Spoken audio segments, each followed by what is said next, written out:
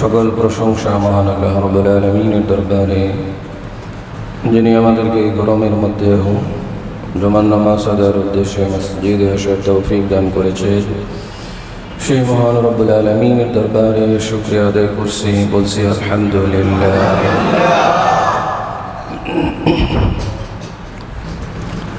সবার মুখেই এখন যেই কথাটা সেটা হচ্ছে যে গরম বেশি, বাইরে গরম, ভিতরে গরম, মানসিকভাবেও গরম, মানুষ নিজেও গরম, আবহাওয়াও গরম, সব মিলিয়েই গরম চলতেছে। তো এই গরম আসলে কোত্থেকে আসে?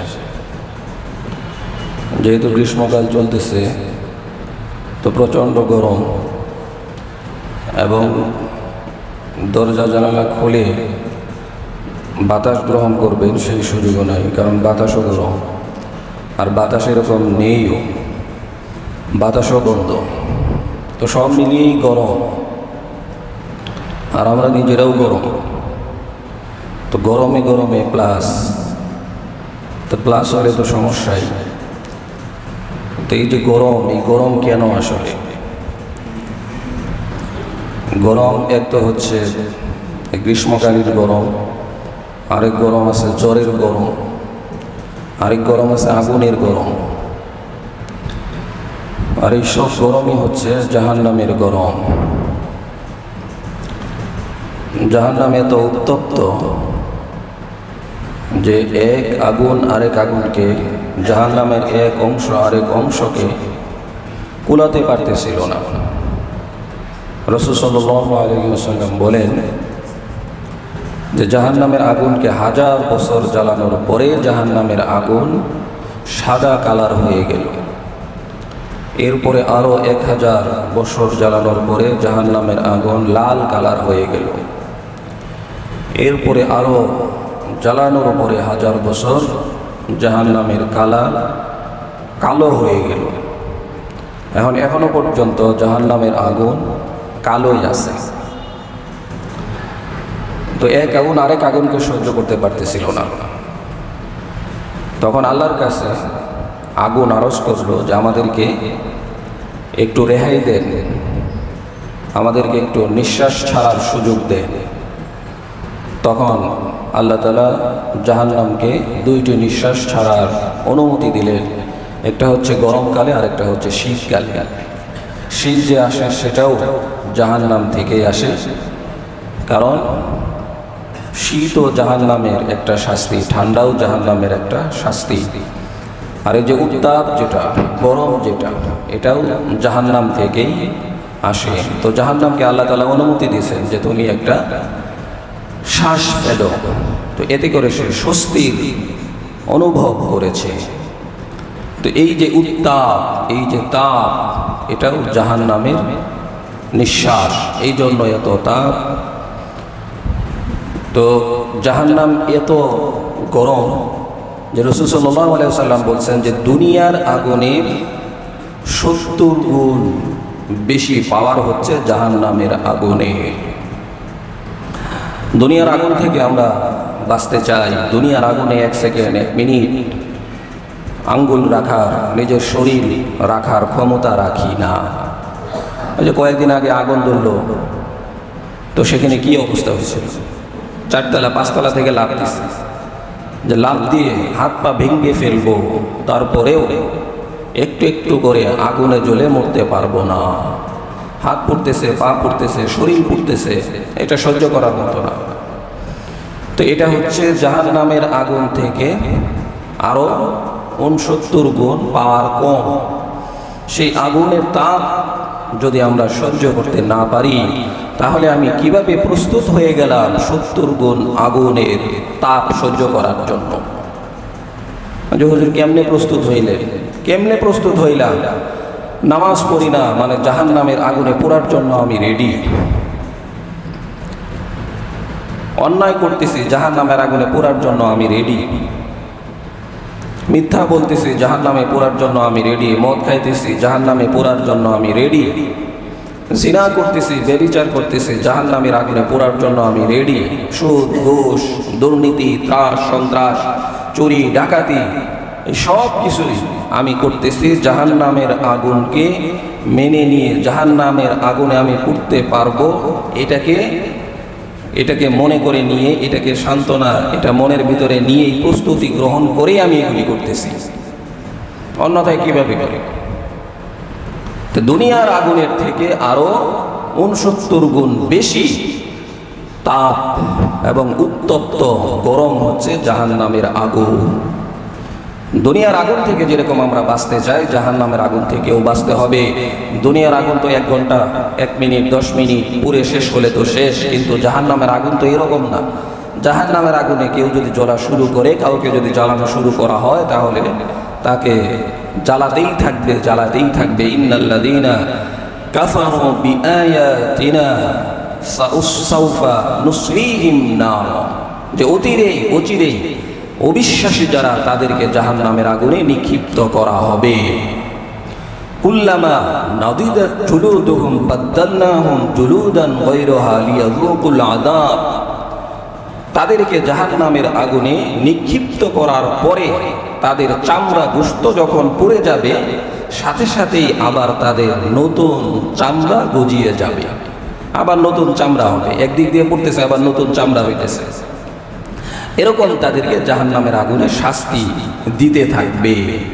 কুল্লামা নাদিদাত জুলুদুহুম বাদদালনাহুম জুলুদান গায়রাহা লিয়াযুকুল আযাব, এক চামড়া পোড়ার আগেই আরেক চামড়া কমপ্লিট হয়ে যাবে। এটা কেন? বারবার পোড়ানোর জন্য, বারবার পোড়ানোর জন্য। চট্টগ্রামে সিএনজি সে ব্রাস্ট হয়ে গেল, সাথে সাথে সে শেষ। কয় ঘন্টা ছিল, শেষ। আবার জ্বালানোর কোনো প্রয়োজন নাই। কিন্তু জাহান্নামের আগুন এরকম, জাহান্নামের মধ্যে ফেললো, এরপরে পুরো শেষ হয়ে গেল 1 মিনিটে, 10 মিনিটে, 5 মিনিটে, এরকম না। আল্লাহ বলতেছেন আবার তার চামড়া তৈরি হবে নতুন করে, আবার তার গোশত তৈরি হবে নতুন করে। এটা তাকে বাঁচিয়ে রাখার জন্য না, তাকে জ্বালানোর জন্য বাঁচিয়ে রাখা হবে। তো সেই জাহান্নামের আগুনে পোড়ার জন্য আমরা সবাই প্রস্তুত নাকি? মুখে বলতেছি প্রস্তুত না, কিন্তু কাজে প্রস্তুত। আমার সকাল শুরু হয়েছে জাহান্নামের আগুনে পোড়ার আমল দিয়ে, আমার দুপুর চলবে জাহান্নামের আগুনে পোড়ার আমল দিয়ে, আমার রাত্রিতে ঘুম আসবে জাহান্নামের আগুনে পোড়ার কাজ দিয়ে। কিন্তু আমি মুখে বলতেছি করতে পারবো না। এই যে উত্তাপ, এটা জাহান্নামের উত্তাপ। ওয়া আম্মা মান খাফফাত মাওয়াজিনু ফাউম্মুহু হাওিয়া ওয়া মা আদরাকা মা হিয়া নারুন হামিয়া। আল্লাহ তাআলা বলছেন যাদের আমলনামা হালকা হবে, ফাউম্মুহু হাওিয়া, তাদের আশ্রয়স্থল, তাদের জায়গা হবে হাওিয়া নামক জাহান্নামে। যাদের আমলনামা হালকা হবে তাদের জায়গা হবে হাওিয়া জাহান্নাম। ওয়া মা আদরাকা মা হিয়া, হে নবী আপনি কি জানেন হাওিয়া কি? নারুন হামিয়া, সেটা হচ্ছে মারাত্মক উত্তপ্ত আগুনের লেলিহা। উত্তপ্ত মারাত্মক আগুন, সেটা হচ্ছে তাদের আশ্রয়স্থল, সেটা তাদের জায়গা, যাদের আমলনামা হালকা হবে। এখন বুঝতে হবে আমলনামা হালকা না ভারী। নামাজ না পড়লে আমলনামা ভারী না হালকা? হালকা। রোজা না রাখলে আমলনামা হালকা। সৎ পথে না চললে আমলনামা হালকা। সত্য কথা না বললে আমলনামা হালকা। মানুষের সাথে খারাপ ব্যবহার করলে আমলনামা হালকা। আর যা কিছু করতেছি সব কিছু হচ্ছে গুনার আমল, নামা ভারী করার আমল। নারুন হাওিয়া, এত মারাত্মক আগুন যে আগুন 1 সেকেন্ড সহ্য করার মতো ক্ষমতা কারো নাই। কাল্লা লায়ুনবাদান্না ফিল হুতামা ওয়া মা আদরাকা মাল হুতামা নারুল্লাহিল মুকাদাতুল্লাতী তাত্তালিউ আলাল আফইদা। আপনি কি জানেন হুতামা কি? তাদেরকে হুতামা নিক্ষিপ্ত করা হবে। ওয়া মা আদরাকা মাল হুতামা, হুতামা কি? হুতামা হচ্ছে এমন জাহান্নাম, যেই জাহান্নাম সর্বপ্রথম কলিজার মধ্যেই ধরে যাবে। কলিজা পর্যন্ত আগুন ধরে যাবে, কলিজা পর্যন্ত মানুষের পুড়িয়ে ছারখার করে দেবে। মানুষের শরীরে আগুন লাগলে সর্বশেষ পড়ে কলিজা। আর হুতামা হচ্ছে এমন জাহান্নাম যেটা কলিজা পর্যন্ত মানুষের পুড়িয়ে ছারখার করে দেবে। এত উত্তপ্ত, আগুনের তাপ এত বেশি। এই জাহান্নামের গভীরতা কত? হযরতে আবু হুরায়রা রাদিয়াল্লাহু তাআলা আনহু থেকে বর্ণিত, তিনি বলেন, নবীজি আমাদেরকে নিয়ে বসা ছিলেন, এই মুহূর্তে আমরা বিকট আওয়াজ শুনতে পেলাম।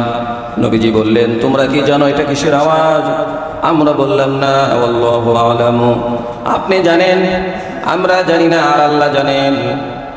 নবীজি বললেন, এটা হচ্ছে ওই আওয়াজ, জাহান্নামের মুখ থেকে, উপর থেকে আল্লাহ তাআলা একটা পাথর ফেলছেন, আর সেটা 70 বৎসর পরে এসে তার পিঠ অর্থাৎ তার নিচে পড়লো, এটার আওয়াজ। একটা পাথর 10 তলা বিল্ডিং এর উপর থেকে পড়লে কয় মিনিট লাগবে? 1000 তলা বিল্ডিং এর উপর থেকে একটা পাথর পড়লে কয় মিনিট লাগবে? 1 মিনিটও লাগবে না। আর জাহান্নামের গভীরতা এত বেশি, যেই পাথরটা পড়ছে 70 বৎসর লাগছে। তাহলে কেমন গভীরতা, এত গভীর জাহান্নাম, আর এর আগুনের উত্তাপ এত বেশি।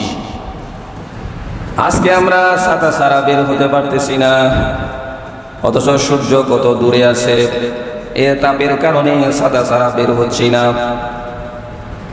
হিট স্ট্রোক, এটার অ্যালার্ট জারি করা হয়েছে। কত হিট স্ট্রোক হবে, জাহান্নামের আগুন দেখলে সেই স্ট্রোক করে মারা যাবে, এরকম সিস্টেম নাই, স্ট্রোক করার কোনো সিস্টেম নাই। আল্লাহ বাঁচায় রাখবেন। আজকে তোকে মরতে দেব না, আমার শাস্তি যতক্ষণ পর্যন্ত গ্রহণ না করবি কেউ মরতে পারবি না। মরারই মরণ হয়ে যাবে, মরারই মরণ হয়ে যাবে। মৃত্যু যেই জিনিসটা আছে সেটারই মৃত্যু হয়ে যাবে, অর্থাৎ কেউ মরবে না। শুধুমাত্র শাস্তি দেওয়ার জন্য আল্লাহ তাআলা বাঁচায় রাখবেন, আর যারা জান্নাতে যাবে তাদেরকে শুধুমাত্র নিয়ামত দেওয়ার জন্য বাঁচায় রাখবেন।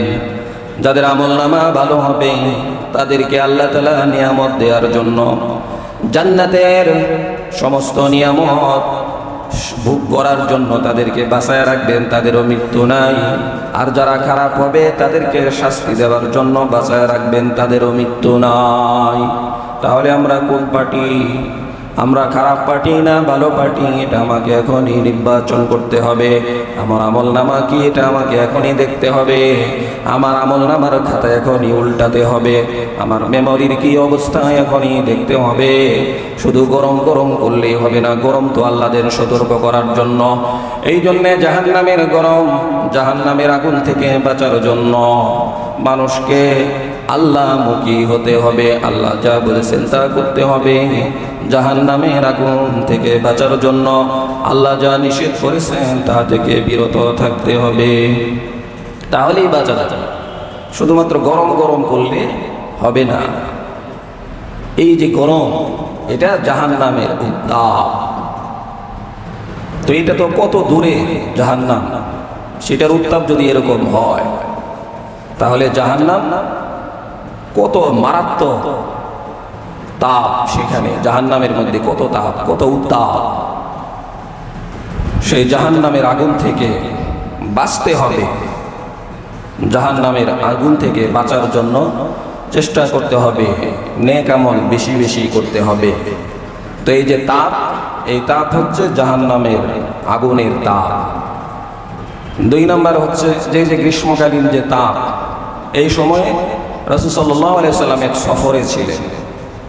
তো যিনি মুয়াজ্জিন ছিলেন তিনি আযান দেওয়ার জন্য প্রস্তুত হয়ে গেলেন। নবীজি বললেন যে পরে আযান দাও। আবার মুয়াজ্জিন সাহেব আযান দেওয়ার জন্য প্রস্তুত হয়ে গেছে। রাসূল সাল্লাল্লাহু আলাইহি ওয়াসাল্লাম বলছেন আরো পরে দাও। সাহাবায়ে কেরাম বলেন যে আমরা এমন সময়ে নামাজ আদায় করলাম যেই সময়ে প্রত্যেকটা বস্তুর ছায়া দেখা যাচ্ছিল, অর্থাৎ সূর্য একদিকে ঢলে পড়েছে। এই জন্যই আমরা শীতকালে নামাজ পড়ি 1:15, আর গরমকালে নামাজ পড়ি 1:30। এখন কি গরম তো 2টাতে বাজে, 3টাতে বাজে, এখন কি মাগরিবের সময় জোর করবো নি? আবার কিছু বেশি জ্ঞানী হাদিস তো বুঝেই না, কয় হুজুর তো গরম তো মাগরিব পর্যন্ত, তাহলে মাগরিবের পরে জোহর করবো? এরকম না, একটা তাপটা একটু কমলে একদম ভোর দুপুর এবং এর পরে একটু ঠান্ডা হওয়ার পরে তোমরা জোহর আদায় করো। তো এই যে গ্রীষ্মকালীন এত গরম, এই জায়গাতে রাসূল নামাজকে একটু পরে পড়তে বলেছে। এমনিভাবে মানুষের শরীরে যে জ্বর আসে, এটাও জাহান্নামের আগুনের তাপ। আয়েশা সিদ্দিকা রাদিয়াল্লাহু তাআলা আনহা থেকে বর্ণিত, তিনি বলেন, যদি তোমাদের কারো শরীরে জ্বর আসে তো মনে করবে এটা জাহান্নামের আগুনের তাপ, তখন তোমরা শরীরে পানি ঢালো। এই জন্যই তো জ্বর আসলে আমরা শরীর মুছে দেই, মাথায় পানি ঢালি। তো তখন তোমরা পানি ঢালতে থাকো। এবং জ্বরের কারণেও মানুষের শরীর থেকে গুনাহ ঝরতে থাকে, জ্বরের কারণে মানুষের শরীর থেকে গুনাহ ঝরতে থাকে। এই জন্য অধৈর্য হওয়া না হওয়া, একদম অধৈর্য হয়ে যায়। অসুস্থ হইলেই মানে আল্লাহকে গালিগালাজ শুরু করে দেয়। এবং এরকম মানুষ আছে যে লানত করতে থাকে, এত গরম, এত রোদ, বাতাস নাই। তো একবার রাসূল সাল্লাল্লাহু আলাইহি সাল্লামের সামনেই একজন লোক এরকম বাতাসকে গালি দিতেছিল। তো রাসূল বললেন যে তুমি তাকে লানত দিও না, কারণ সে হচ্ছে আরেকজনের কন্ট্রোলে। বাতাসের কোনো ক্ষমতা নাই, রোদের কোনো ক্ষমতা নাই, গরমেরও কোনো ক্ষমতা নাই। এই ক্ষমতা কার? এই ক্ষমতা আল্লাহর। আল্লাহ গাছ সৃষ্টি করেছেন, রোদ সৃষ্টি করেছেন, ছায়া সৃষ্টি করেছেন, আসমান জমিন সব কিছুই আল্লাহ সৃষ্টি করেছেন। আম্মান খালাকাস সামাওয়াতি ওয়াল আরদা ওয়া আনজালা লাকুম মিনাস সামাই মাআ فأنبتنا به حدائق ذات بهجة ما كان لكم أن تنبتوا شجرها إله مع الله بل هم قوم يعدلون আম্মান খালাকাস সামাওয়াতি ওয়াল আরদ, বলো তো দেখি আসমানকে সৃষ্টি করেছে, জমিনকে সৃষ্টি করেছে। ওয়া আনজালা লাকুম মিনাস সামাই মাআ, এবং পানিকে সৃষ্টি করছে। ইমাআ ফাআমবাতনা বিহি হাদাইকা যাতা বাহজা, এবং এই যে গাছপালা, বাগান দিয়ে তোমাদেরকে এরকম সাজিয়ে দিয়েছেন, গাছ দিয়ে তোমাদেরকে সাজিয়ে দিয়েছেন। এটা কে করছে? এটা আল্লাহই করছেন। আর তোমরা কি পারবে একটা উদ্ভিদ তৈরি করতে? কাঁঠাল গাছ, আম গাছ, যত গাছ আছে, এই গাছ তো দূরের কথা, একটা ঘাসও বান্দা তৈরি করতে পারবে না। পারবে? ঘাস তৈরি করতে পারবে? বিজ্ঞানীরা হোক, যেই হোক, উদ্ভিদবিদ যারাই হোক, মাটি ছাড়া আর বীজ ছাড়া কেউ কোনোভাবেই কোনো গাছ তৈরি করতে পারবে না। মালাকুম মিন ইলাহিন গায়রু ইলাহুম মাআল্লাহ, আল্লাহর সাথে তোমরা কাকে শরীক করতে চাও? তিনি এগুলি সৃষ্টি করেছেন, আর কেউ এগুলিকে সৃষ্টি করতে পারবে না। পৃথিবীতে কি পরিমাণ গাছ আছে কেউ কি গণনা করে শেষ করতে পারবে? কেউ পারবে না। জীববিজ্ঞান বলে, উদ্ভিদ বিজ্ঞান যারা আছে, যারা এগুলি নিয়ে গবেষণা করে, পৃথিবীতে কত প্রকারের গাছ আছে কেউ বলতে পারবে না। একমাত্র বলতে পারবেন কে? আল্লাহ। আল্লাহ বলতে পারবেন। এবং কোন গাছের মধ্যে কোন গুণাগুণ সব আল্লাহ বলতে পারবেন। এই গাছ আল্লাহ তাআলা সৃষ্টি করেছেন। এটা কেমনে করলেন?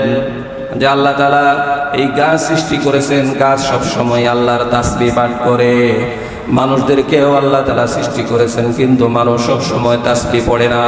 মানুষ কখনো তাসবিহ, কখনো আল্লাহর বিরোধিতা, কখনো আল্লাহর নাফরমানি। কিন্তু আল্লাহ গাছ সৃষ্টি করেছেন, কোনো গাছ কখনোই আল্লাহর নাফরমানি করে না, সারাক্ষণ শুধু আল্লাহর তাসবিহ পাঠ করে। সমস্ত গাছ আল্লাহর তাসবিহ পাঠ করে। এমনি ভাবে পাহাড়, কত পাহাড় আল্লাহ তৈরি করছেন, উঁচু নিচু, মরুভূমি, সৌদিতে যান পাহাড় আর পাহাড়, সারা পৃথিবী ব্যাপী কত পাহাড়। রাঙ্গামাটি বলেন, খাগড়াছড়ি বলেন, বাংলাদেশের বিভিন্ন জায়গাতেও বহু পাহাড় রয়েছে। সারা পৃথিবী ব্যাপী কত পাহাড়, এই পাহাড়কে সৃষ্টি করছেন এটাও আমার আল্লাহ সৃষ্টি করছেন। আর পাহাড়ও সর্বক্ষণিক আল্লাহর তাসবিহ পাঠ করে, পাহাড় সব সময় আল্লাহর তাসবিহ পাঠ করে, আল্লাহর গুণগান বলতেছে। কিন্তু মানুষকে আল্লাহ তাআলা সৃষ্টি করছেন এত সুন্দর করে, মানুষ কখনো তাসবিহ কখনো নাফরমানি করে। আর সারা পৃথিবীর সমস্ত মাখলুক এক বাক্যে সবসময় আল্লাহর তাসবিহ পাঠ করে। তো এই গাছ পাহাড় এগুলিকেও আল্লাহ তাআলা মানুষের উপকারের জন্যই সৃষ্টি করছে, অন্য কারণে না। এই যে গাছ কয়, যেই দেশে নাই তরু সেই দেশ হয় মরু, যেই দেশে নাই তরু সেই দেশ হয় মরু, মরুভূমির মতো উজাড় হয়ে যায়। এই যে আজকে এত গরম এত উত্তাপ, এটার আরেকটা কারণ হচ্ছে গাছ কম। এই জন্য গাছ বেশি বেশি লাগানো দরকার। আমরা গাছ কাটি, গাছ হচ্ছে মানুষের জীবন, আরেকটা জীবন হচ্ছে গাছ। একটা গাছ যদি আপনি লাগান তাহলে এটা 10 বছর যদি থাকে তাহলে আপনার এটা 40 লক্ষ টাকার উপকার করবে। এমনিভাবে একটা গাছ 900 কার্বন ডাইঅক্সাইড সেটা সে গ্রহণ করে, আর 650 অক্সিজেন মানুষের জন্য প্রদান করে। তো এই যে গাছ, কিন্তু সেই গাছ আমরা কাটতেছি, গাছের প্রতি কোনো মায়া নাই। গাছ আমরা লাগাইতে পারি, গাছের অপর নাম জীবন। এই জন্য বেশি বেশি গাছ লাগানো দরকার। আপনি যদি আপনার বাড়ির ছাদে গাছ লাগান তাহলে আপনার ছাদটা সুন্দর হয়, তারপরে যে টপ ফ্লোরে থাকে তার জন্য ভালো হবে, তার গরম কম লাগবে। তারপরে আপনার ঘরে ড্রয়িং রুমে বেডরুমে যদি আপনি টপের মধ্যে একটা গাছ লাগান তাহলে জীবন্ত সাথী আপনার সাথে আছে, কারণ গাছের তো জীবন আছে, প্রাণ আছে। সে একটা প্রাণীকে সাথে নিয়ে আপনি আছে, সেই টপের মধ্যে যেই গাছ আছে তার সাথে আপনি আছে, সে আপনার সাথে আছে। তো এই জন্য ড্রয়িং রুমে বেডরুমে গাছের বাড়ির ছাদে আমরা গাছ লাগাইতে পারি। গাছ লাগাইলে সে অক্সিজেন দিবে, এটা আমার জন্য ভালো, পরিবেশের জন্য ভালো, অন্যের জন্য ভালো। এবং রাসূল সাল্লাল্লাহু আলাইহি সাল্লাম বলছেন যে তোমরা গাছ লাগাও। গাছ লাগানোর কারণে এই যে রাস্তায় গাছ, পুরান বাড়িতে গাছ, বিভিন্ন জায়গায় যে গাছ থাকে আগে দেখছি, এটা হচ্ছে গাছ হচ্ছে সাদকায়ে জারিয়া।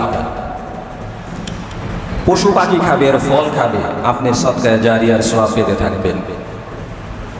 আপনার সন্তানরা খাবে, আপনি সাদকায়ে জারিয়ার সওয়াব পেতে থাকবেন।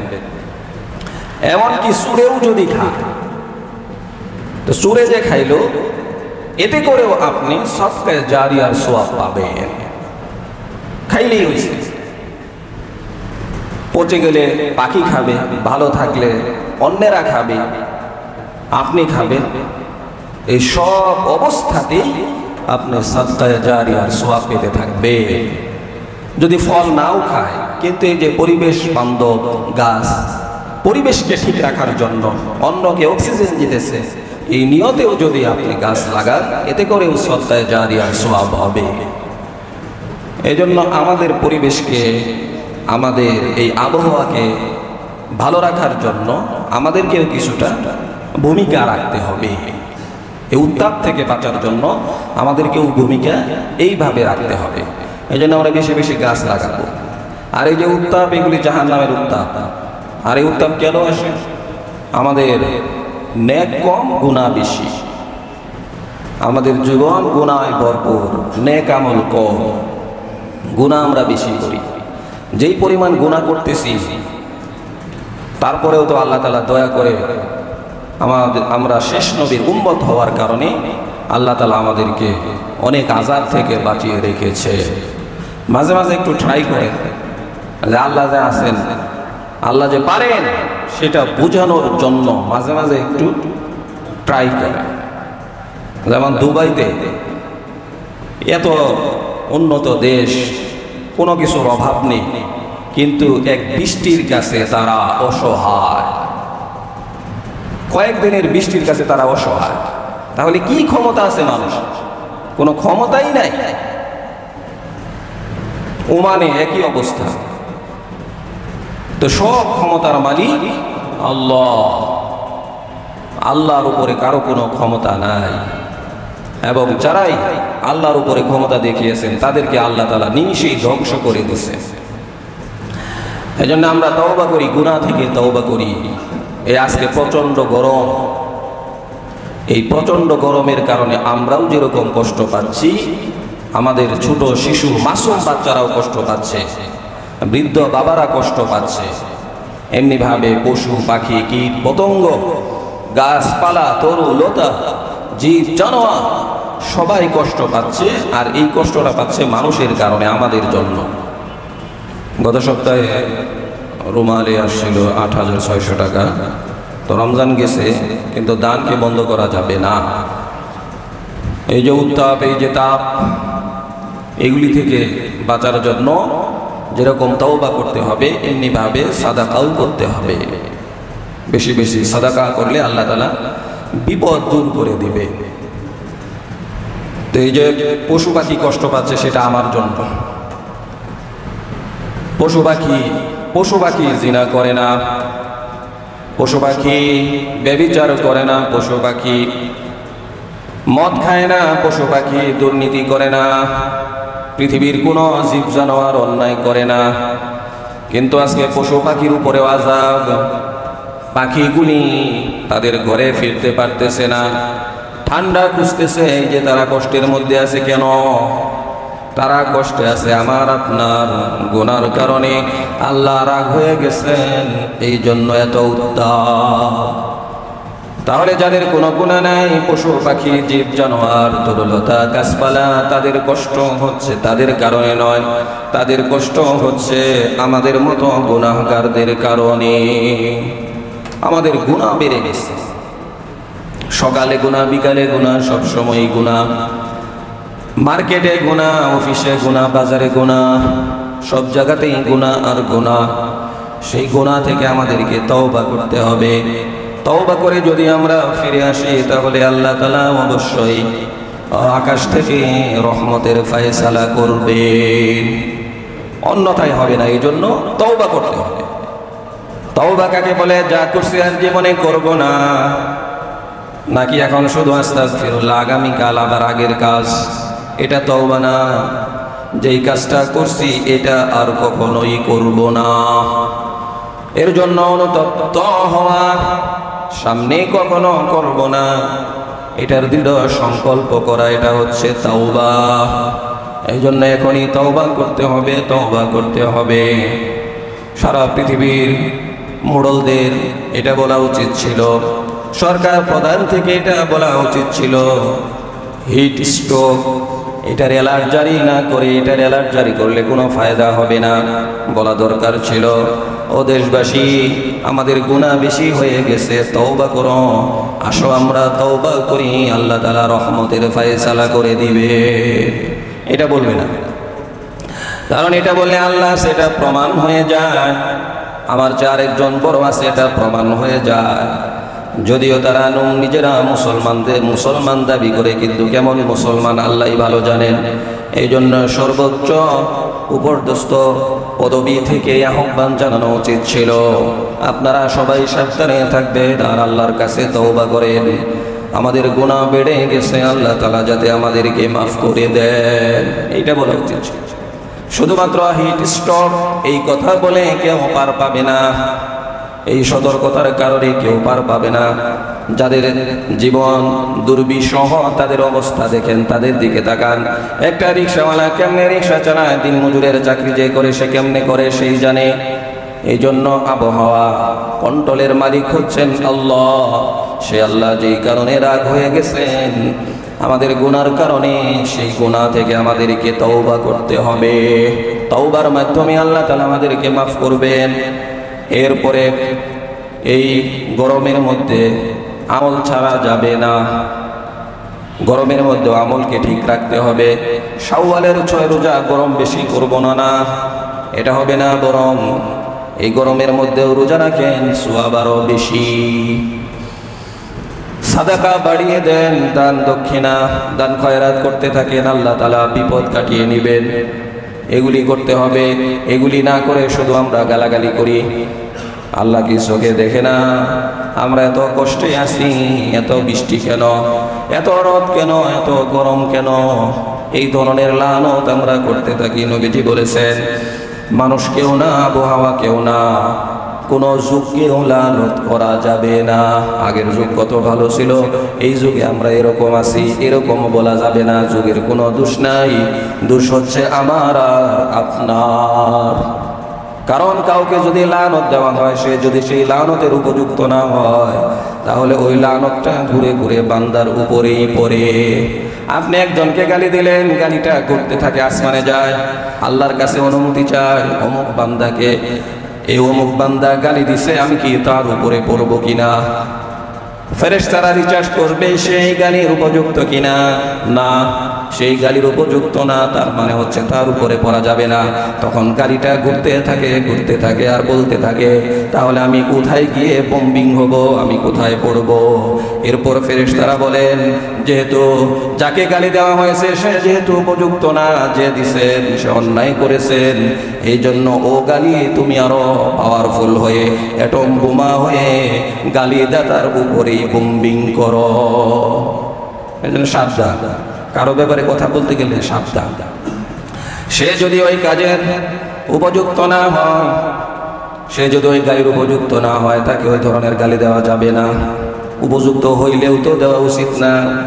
আর এমনিতেই অমুক কে অমুক, সে অমুক তমুক, এই ধরনের কথা বলতে থাকে।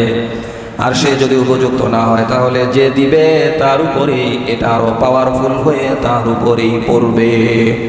অর্থাৎ অন্যকে লানত করা যাবে না। কাউকে লানত করলে সেই লানত তার নিজের উপরেই চলে আসবে। এই জন্যে নিজে ভালো হইতে হবে। এই পরিস্থিতি থেকে বাঁচার জন্য তওবা করতে হবে, তাছাড়া বিকল্প কোনো রাস্তা নেই। একমাত্র আল্লাহই পারেন এই পরিস্থিতিকে কন্ট্রোল করতে। ওই যে গতকাল পরিষদের পক্ষ থেকে ইস্তেসকার নামাজ এবং দোয়ার আয়োজন করা হয়েছিল। অনেকেই বলতে লাগলো, হুজুর মানুষ কোথায়? এলান করেন নাই যে করা হয়েছে, সব মসজিদে এলান হয়েছে, তাহলে লোক কোথায়? যে লোকের প্রয়োজন নাই, আল্লাহ দিলে দিবে, না দিলে না দিবে, ভাবটা এমনই। কেউ কেউ বলতেছিল, মান্ডা হায়দারানি স্কুলের সামনে যখন রিলিফের টাক থাকে, তখন মানুষের সিরিয়ালের অভাব না। রিলিফের টাক, চাউল দিবে, ডাউল দিবে, 2 টাকা কমে, 5 টাকা কমে, 10 টাকা কমে, সিরিয়ালের অভাব নাই। আজকেও যদি আপনারা এই মাঠে ঘোষণা করতেন, যারা আসবে তাদেরকে 1000 করে টাকা দেওয়া হবে, 1 বস্তা করে চাউল দেওয়া হবে, তাহলে মুগদা মান্ডার সাধারণ মানুষ তো দূরের কথা, বাড়িওয়ালারাও এখানে আইসা লাইন ধরতো, তাইলে ঠিকই আসতো। আর যাওয়ার সময় বলতো, হুজুররা কত বালা, 1000 করে টাকা দিছে আমাদেরকে, হুজুররা কত বালা, এইবার না হুজুররা কাজের কাজ করতেছে। ওইখানে ইস্তেসকার নামাজের ব্যবস্থা, লাখ টাকার, হুজুরদের লাভ নাই। তারপরেও জাতির দিকে তাকাইয়া, জাতি কেমনে ভালো থাকবে, এলাকার মানুষ কেমনে ভালো থাকবে, আল্লাহ তার রাগ গুসা কেমনে উঠাইয়া নিবেন। এই জন্য উলামায়ে কেরাম শুধুমাত্র মুখ দেয় না, সারা বাংলাদেশের বিভিন্ন জায়গায় এরকম ব্যবস্থা হচ্ছে, কিন্তু সব জায়গাতেই লোক সমাগম কম। কারণ দরকার নাই, ভাবটাই নাই।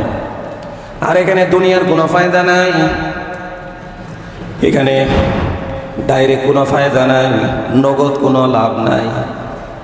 নগদ যদি দেওয়া হইতো, রোদ আরো থাকতাও সমস্যা নাই, ভাব এমন। এই জন্য গুনাহ থেকে তওবা, আস্তাগফিরুল্লাহ, আস্তাগফিরুল্লাহ, সারাক্ষণ আস্তাগফিরুল্লাহ।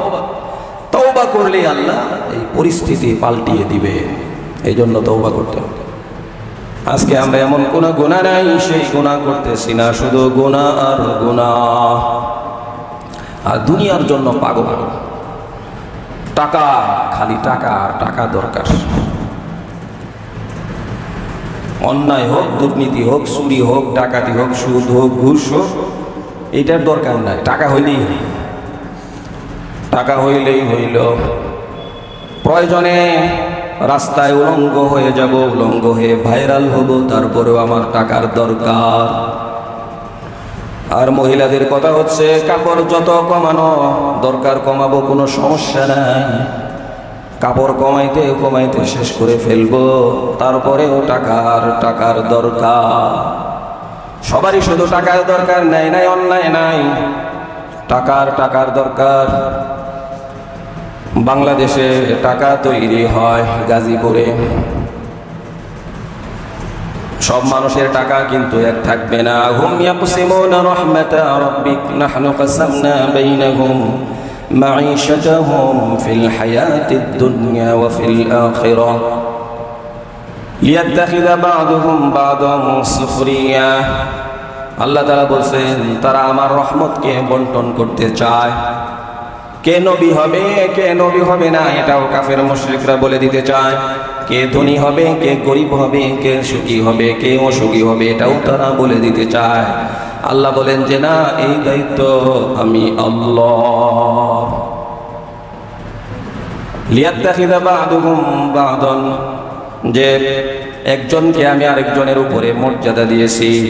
একজনকে রিক্সাওয়ালা বানাইছি, একজনকে দিনমজুর বানাইছি, একজনকে বাড়িওয়ালা বানাইছি, একজনকে ডাক্তার বানাইছি, ইঞ্জিনিয়ার বানাইছি। এই সব কিছুই আমি আল্লাহর ইচ্ছায়, আমি আল্লাহ বানাইছি। ডাক্তার হইলে ধনী হবে তাও না, ইঞ্জিনিয়ার হইলে ধনী হবে তাও না, মূর্খ হইলেও ধনী হইতে পারে। টাকা কাকে দিব কাকে দিব না এটা আমি আল্লাহর হাতে। আহুম ইয়াকসিমুনা রাহমাত রাব্বিক নাহনু কাসামনা বাইনাহুম মাঈশাতাহুম ফিল হায়াতিদ দুনিয়া। দুনিয়ার জীবনে বসবাস করার জন্য কাকে উপরে রাখবো কাকে নিচে রাখবো এটা আমি আল্লাহর ফয়সালা। নাকি সবাই এক সমান হবে? সবাই এক সমান হবে না। বাংলাদেশের সরকার গাজীপুরে টাকা বাড়ায়। 1000 টাকার একটা নোট বানাইতে মাত্র খরচ হয় 8 টাকা। 500 টাকার একটা নোট বানাইতে খরচ হয় মাত্র 6 টাকা। তাহলে 8 টাকা খরচ করে হাজার হাজার টাকা খরচ করে 1000 টাকা নোট বানিয়ে সবাইকে দেয় না কেন? তাহলে ভালো হয় না? যদি 1000 টাকা নোট বানাইতে 8 টাকা মাত্র খরচ, 500 টাকা নোট বানাইতে মাত্র খরচ 6 টাকা, তাহলে হাজার হাজার কোটি টাকা বানাইয়া সব যদি বাংলাদেশে রাপাবর জনতাকে ছড়িয়ে ছিটিয়ে দেয়, সবার হাতে দিয়ে দেয়, তাহলেই তো বাংলাদেশে আর কোনো গরিব থাকে না। কেন করে না এটা? এরকম একটা দাবি তুলনা একটা দেশে, যে রাষ্ট্রপতি রাষ্ট্রের পক্ষ থেকে যদি এরকম টাকা তৈরি করে আমাদেরকে দিয়ে দেয়, তাহলেই তো আমাদের আর অভাব থাকে না, রিক্সাওয়ালা থাকে না, দিনমজুর থাকে না, আমাদের আর কষ্ট থাকে না।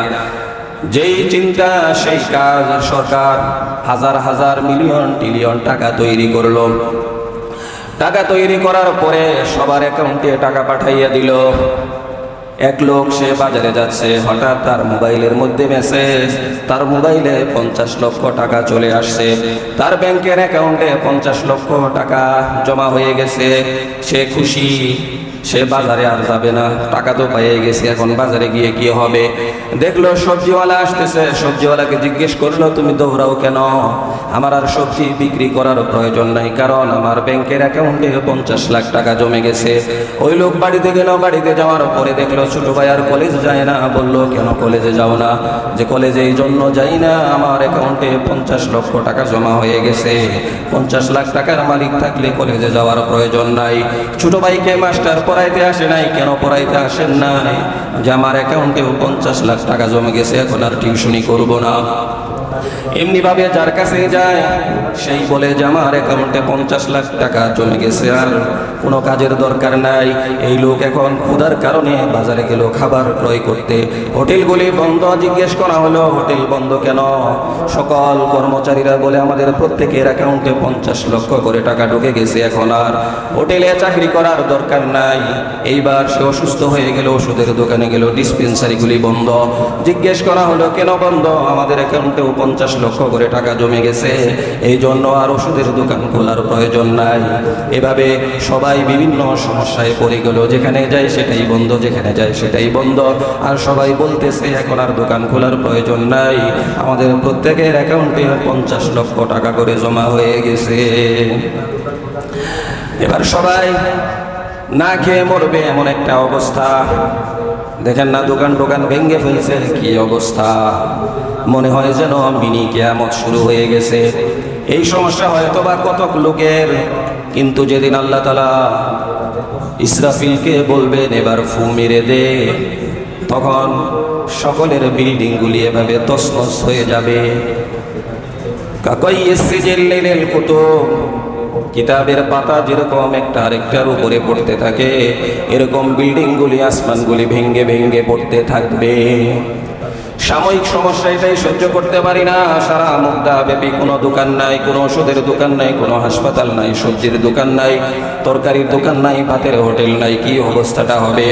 এরপরে সবাই বলল চলো আমরা সবাই মিলে একটা পরামর্শ করি। হ্যাঁ, কি পরামর্শ? যে আমাদের টাকার প্রয়োজন নাই, সমস্ত টাকাগুলি আমরা আবার ব্যাংকে জমা দিয়ে দিব। তখন তারা সবাই মিলে আবার ব্যাংকে গেল সরকারের কাছে জমা দেওয়ার জন্য। দেখা গেল ব্যাংকগুলিও বন্ধ, ব্যাংক কোনোটাই খোলা নাই। কারণ ব্যাংকের কর্মচারীরাও 50 লক্ষ টাকা পেয়ে তারাও নিজেদের বাড়িতে ঘুমায় না ডাইগা, এজন্য এখন ব্যাংকও বন্ধ। উপায় কি হবে? আরে টাকার তো আসলে কোনো মূল্যই নাই। কিছুদিন আগে ভারতে 500 টাকা নোট ব্যান করে দেওয়া হলো, 1000 টাকা নোট ব্যান করে দেওয়া হলো। এরপরে দেখা গেল সেই 1000 আর 500 টাকা নোট দিয়ে তারা ঢিলা কলুপ ব্যবহার করতেছে, জঙ্গলে ফালাইয়া দিতেছে, মানুষের নাক বুঝতেছে। কারণ 1000 আর 500 টাকার কোনো মূল্য নাই। পৃথিবীতেই যদি এরকম হঠাৎ করে টাকার মান শেষ হয়ে যেতে পারে, সেই টাকার গর্ব আপনি করে? চোখটা বন্ধ করলেই টাকার মান শেষ। টাকা দিয়ে কি হবে? কোনো লাভ না। চলমান টাকা আজকে যদি বাংলাদেশ সরকার নির্দেশ দেয় 1000 টাকার কোনো মান নাই, 1 টাকা দিয়েও কেউ কিনবে না 1000 টাকা নোট। সেখানে কেন করছিল? যে ব্যাংকে রাখলে ট্যাক্স দিতে হয়, এই জন্য বালিশের তলে বিভিন্ন জায়গায় তারা রাখছিল যাতে ট্যাক্স দিতে না হয়, আর সরকার যাতে না জানে কার কাছে কয় টাকা আছে। তো এরপরে সরকার কি করছে? টাকার মূল্যই বন্ধ করে দিচ্ছে। তো তারপরে কি বিভাগে তারা পড়েছিল? তো এরপরে ব্যাংকে টাকা রাখার জন্য সবাই গেছে, ব্যাংকগুলি বন্ধ। জিজ্ঞেস করা হলো কেন? যে আমাদের প্রত্যেকের অ্যাকাউন্টে 50 লক্ষ টাকা, ব্যাংকে চাকরি করে আর কি হবে? এরপরে তারা সিদ্ধান্ত নিল, আমরা যে মনে করেছিলাম সবার যদি টাকা হয়ে যেত তাহলে ভালো চলতো, দেশ ভালো চলতো, আমরা ভালো চলতাম, আসলে তা না। আল্লাহ যেটা করছেন সেটাই রাইট। চলো আমরা সমস্ত টাকা ফেলে দেই, টাকার চিন্তা বাদ দেই। আগে যে সবজিওয়ালা ছিলে তুমি সবজির ব্যবসা শুরু করে দাও, ঔষধওয়ালা ঔষধের ব্যবসা শুরু করে দাও, হাসপাতালওয়ালারা হাসপাতাল খুলে ফেলো, যার যেই ব্যবসা ছিল আবার ব্যবসা শুরু করে দাও। তাহলে আমাদের জীবন আবার আগের মতো ফিরে আসবে, অন্যথায় আমাদেরকে না খেয়ে মরতে হবে। এই জন্য আল্লাহ বলছেন নাহনু কাসামনা বাইনাহুম মাঈশাতাহুম ফিল হায়াতিদ দুনিয়া, যে আমি নির্বাচন করেছি কাকে ধনী করব, কাকে গরিব করব, কাকে কোন অবস্থায় রাখবো। এই নির্বাচন আমার।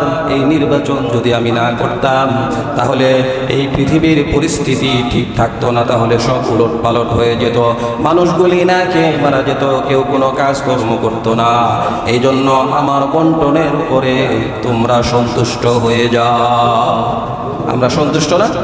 আল্লাহ যে যেমনে রাখে, যেমনে রাখছে আলহামদুলিল্লাহ। বুঝছেন তো? খালি ধনী হলেই হবে না, সমস্যা আছে। তো এই জন্য আমরা তওবা করি, খালি টাকা টাকা না, টাকা ইনকাম করব, হালাল হারাম বাজ বিচার করব। আসুন তওবা করি, আল্লাহ তাআলা